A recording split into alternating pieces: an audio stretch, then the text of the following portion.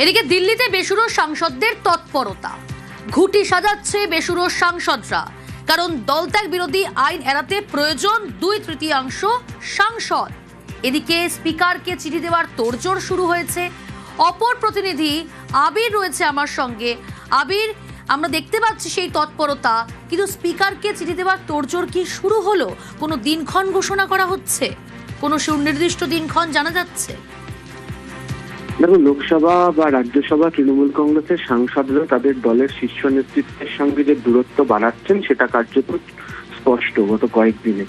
এবং দিল্লিতে গতকালকেও দেখতে পাওয়া গিয়েছে যে কীর্তি আজাদ, ডেরেক ওব্রায়ান, দোলা সেন, কল্যাণ বন্দ্যোপাধ্যায়, এরা ছাড়া সে অর্থে কোনো যারা সাংসদরা রয়েছেন উভয় পক্ষেরই, তাদেরকে সে অর্থে মমতা বন্দ্যোপাধ্যায়, অভিষেক বন্দ্যোপাধ্যায়ের সঙ্গে দেখা করতে পারা যায়নি। যদি একটি সূত্রের দাবি, মমতা বন্দ্যোপাধ্যায়ের সঙ্গে একাধিক সাংসদ তারা কথা বলছেন এবং তারা আস্থা জানিয়েছেন। তবে যে বাকি যে অংশটি পড়ে রয়েছে তাদের তরফ থেকে তৎপরতা দেখানোটা শুরু হয়েছে। গত কয়েকদিন ধরে বিভিন্ন সময় তাদের বিভিন্ন মন্তব্য, সোশ্যাল মিডিয়াতে বিভিন্ন যে পোস্ট, তা থেকে পরিষ্কার যে তারা ঠিক কি করতে চলেছেন। এক্ষেত্রে দাঁড়িয়ে দুটো বিষয় হতে চলেছে। প্রথমত যেটা মনে করা হচ্ছে যে আজ হয়তো সাংসদদের তরফ থেকে একটি বৈঠক হতে পারে বিক্ষুব্ধ সাংসদদের, এবং তাদের তরফ থেকে একটি চিঠি লোকসভা স্পিকারের কাছে আজকে জমা দেওয়া হতে পারে। অন্য একটি সূত্রের দাবি যে আজকে তারা এমন কোনো সিদ্ধান্ত গ্রহণ করতে চলেছেন যে সিদ্ধান্তের প্রকাশ, যেহেতু আজকে দুপুরে INDI এর বৈঠক রয়েছে, সেই সময় তারা তাদের সিদ্ধান্ত প্রকাশ করতে পারলে সেটা জাতীয় রাজনীতিতেও অত্যন্ত নজর কাড়া হবে, তাৎপর্যপূর্ণভাবে হবে। সেই বিষয় নিয়ে আলোচনা চলছে। যদিও বেশিরভাগ সাংসদ তারা তাদের নিজেদের সংসদীয় এলাকার মধ্যে নেই, এবং তারা কেউ বলছেন বিশেষ কাজে রাজ্যের বাইরে রয়েছেন, কেউ বলছেন তারা কোথাও বেড়াতে গিয়েছেন। কিন্তু একটা সূত্রের খবর তারা প্রত্যেকে দিল্লি বা দিল্লির পার্শ্ববর্তী কোনো জায়গাতেই রয়েছেন।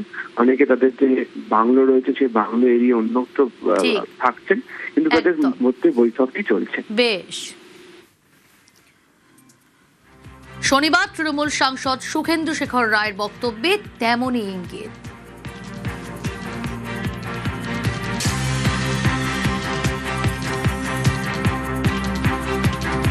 তো প্রাকৃতিক নিয়মেই যদি কোনো রাজনৈতিক দলে যখন ভাঙন শুরু হয়, সেটা হয়তো শুরু হয় একটা জায়গা থেকে। বিধানসভাতে যেটা ঘটেছে, পশ্চিমবঙ্গের রাজনৈতিক ইতিহাসে আমার অন্তত জানা নেই যে নির্বাচনী ফলাফল বেরোনোর 1 মাসের মধ্যে বিরোধী দলের 80 জন সদস্যের মধ্যে 60 জন একযোগে তারা বেরিয়ে গিয়ে নেতৃত্বের প্রতি জিহাদ ঘোষণা করলেন। এটা একটা বিরল ঘটনা।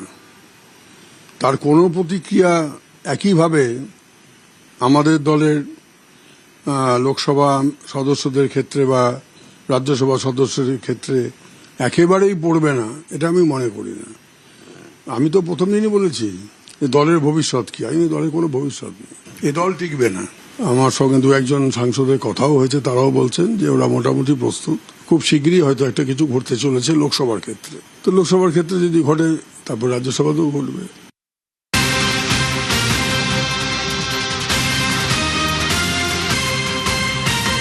মৈত্রী রয়েছে আমার সঙ্গে সরাসরি। মৈত্রী, এই পরিস্থিতিতে তাহলে কোন পথে কংগ্রেস, কি ভাবছে হাইকমান্ড? দেখো, এই পরিস্থিতিতে দাঁড়িয়ে হাইকমান্ডের তরফ থেকে কিন্তু ইতিমধ্যেই যোগাযোগ করা হয়েছে বেশ কিছু সাংসদদের সঙ্গে। ইতিমধ্যে যেটা আমরা জানতে পারছি, আজকে সন্ধেবেলা কিছু বিক্ষুব্ধ সাংসদদের প্রাক্তন মুখ্যমন্ত্রী মমতা বন্দ্যোপাধ্যায় এবং তৃণমূল নেত্রী মমতা বন্দ্যোপাধ্যায়ের সাথে দেখা করতে আসার কথা রয়েছে। কিন্তু তারই আগে যেটা বিরোধী সাংসদদের বা বিক্ষুব্ধ সাংসদদের যে গোষ্ঠী রয়েছে, তারাও কিন্তু একই রকম ভাবে সোচ্চার রয়েছে যাতে তারা তাদের যে বক্তব্য রয়েছে এবং যে অবস্থান রয়েছে সেটা তারা ক্লিয়ার করতে পারে। প্রিয়াঙ্কা। একদমই। বেশ।